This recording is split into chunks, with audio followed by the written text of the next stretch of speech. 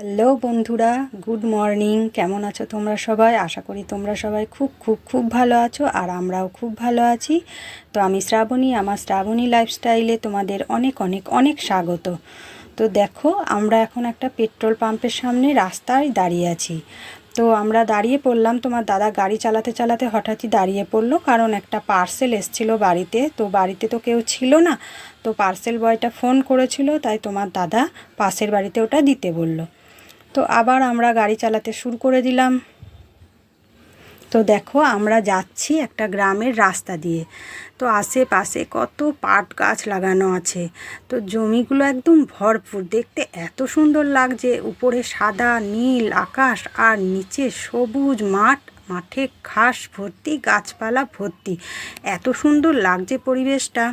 তো এখন আমরা যাব একটা নদীর ওপর দিয়ে।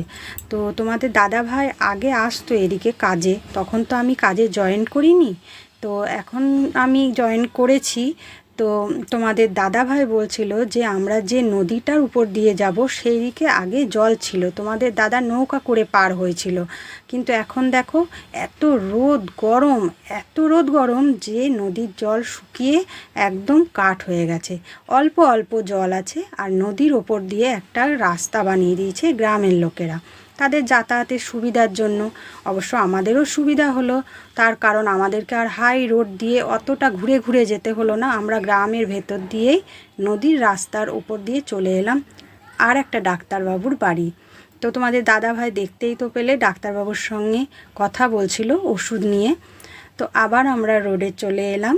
তো যাচ্ছি, যেতে যেতে রোডটা তোমাদের একটু শেয়ার করলাম। আর আজকে সত্যি আমি যা চেয়েছি তাই পেয়েছি। মানে আজকে আস্তে আস্তেই আমি তোমাদের দাদাভাইকে বলছিলাম যে আজকে না ওই পুকুর থেকে পদ্ম ফুল নিয়ে যাব। তো সত্যি তোমাদের দাদাভাই আজকে আমার ইচ্ছেটা পূরণ করেছে। তো তোমাদের দাদা দেখলাম পুকুরের সামনে এসে দাঁড়িয়ে পড়লো। অন্য দিন বললেও দাঁড়ায় না, বলে এখন সময় নেই, কাজ আছে। কিন্তু আজকে না এসে চুপচাপ দেখলাম গাড়িটা দাঁড় করিয়ে দিল। তো আমার তো খুব আনন্দ হলো। আমি দেখলাম তোমাদের দাদাভাই দাঁড়িয়ে পড়েছে। তো তোমাদের দাদাভাই গিয়ে ওখানে কতগুলো বাচ্চা বাচ্চা ছেলে ছিল যারা জলে নেমে পদ্ম ফুল তুলছিল। তো তোমাদের দাদাভাই ওদেরকে বলল পদ্মর প্যাক তুলে দিতে। আসলে আমার একটা পদ্ম গাছ লাগানোর খুব শখ বাড়িতে, তার জন্যই। তো তোমাদের দাদাভাই পদ্মর প্যাক নিয়ে চলে আসছে। তো আমি রোডের উপরে দাঁড়িয়ে আছি, আমাকে যেতে বারণ করলো, তাই আমি রাস্তায় দাঁড়িয়ে আছি এবং তোমাদেরকে একটু মাঠঘাটটা শেয়ার করে দিলাম। তো দেখো, তোমাদের দাদাভাই পদ্মের প্যাক পেয়ে গেছে। অবশ্য প্যাকটা পায়নি, কারণ বাচ্চাগুলো অনেক খুঁজলো জলে নেমে, তো ওরা পেলো না, বললো শিকড়গুলো পেয়েছে তো অতি হয়ে যাবে। তো ওর সাথে আমাদের দুটো পদ্ম পাতা আর একটা ফুলও দিয়েছিল। তো আমরা ঢুকে পড়লাম দাঁইহাট। তো দাঁইহাটে যেতে যেতে না আমাদের ভীষণ খিদে পেয়ে গেছিলো। তো তোমাদের দাদাভাই বললো চলো একটা দোকানে দাঁড়াই। তো ওখানে দাঁড়িয়ে আমি আর তোমাদের দাদাভাই একটু ডালপুরি খেয়ে নিলাম। তো দেখো, তোমাদের দাদাভাইকে বললাম একটু তাকাও, তো তোমাদের দাদাভাই কাঁচা লঙ্কাটা মুখে নিয়ে তোমাদের দিকে তাকালো। তো দেখো, আস্তে আস্তে আবার একটা চাওয়া পূর্ণ করলো। আমি আস্তে আস্তেই তোমাদের দাদাভাইকে বলছিলাম যে আজকে না তাল শাঁস খাবো। মানে আজকে বলি নাই, আমি বললাম কি যে তাল শাঁস খাবো। তো হঠাৎই দেখলাম তাল শাঁস রাস্তায় একজন কাটছে, একজন কাকু। তো আমি বললাম যে খাবো, আর তোমাদের দাদাভাই দেখলাম দাঁড়িয়েও পড়লো। তো ওখান থেকে তাল শাঁসও নিয়ে নেওয়া হলো। আর হ্যাঁ বন্ধুরা, তোমাদের তো বলতে ভুলেই গেছি, আমরা ওখানে ডালপুরি কিনে খেয়েছি এবং মেয়েদের জন্যও নিয়ে নিয়েছি। তো আবার আস্তে আস্তে বাজারে তোমাদের দাদা আলু নিল। তো আস্তে আস্তে বাড়িতে আস্তে আস্তে দেখো বাড়ির রাস্তা পার মেরে আমরা চলে যাচ্ছি। কারণ কি বলো তো, একটা দোকানে গেল তোমার দাদা, দোকানে কিছু জিনিস নেবার ছিল, তাই সেই জিনিসটা নিয়ে তোমাদের দাদা আর আমি দুজনে মিলে বাড়ি চলে এলাম। তো দেখো, তোমাদের দাদাভাই দোকানে এখন দাঁড়িয়ে দাঁড়িয়ে জিনিসটা নিল। তো হ্যাঁ, এবার বাড়ি চলে এলাম।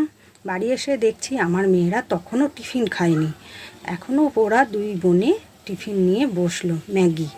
তো আমার বড় মেয়ে পড়তে যাবে, রেডি হয়ে গেছে, আর ছোট মেয়ে বসে খাচ্ছে। তো আমার আবার তাল শাঁস খেতে তো ইচ্ছা করেছিল, তোমাদের বললাম। তো তোমাদের দাদাভাইকে বললাম যে আমাকে তাল শাঁসটা কেটে দাও, খাবো। তো তোমাদের দাদাভাই তাল শাঁসটা আমাকে ছাড়িয়ে দিচ্ছে। একটু ডিপ ফ্রিজে রেখেছিল, ঠান্ডা করে তারপরে খেলাম। আর হ্যাঁ, তোমাদের তো বলতে ভুলেই গেছি, আমরা যখন রাস্তায় আসছি তখন একটু মেঘলা মেঘলা ওয়েদার ছিল, কারণ জানোই তো রেমাল আসার দিন ছিল সেদিনকে। তো মেঘলা মেঘলা ওয়েদার ছিল, তো বাড়িতে এসে কিছুক্ষণ বসতেই একদম ঝোড়ো হাওয়া আর বৃষ্টি।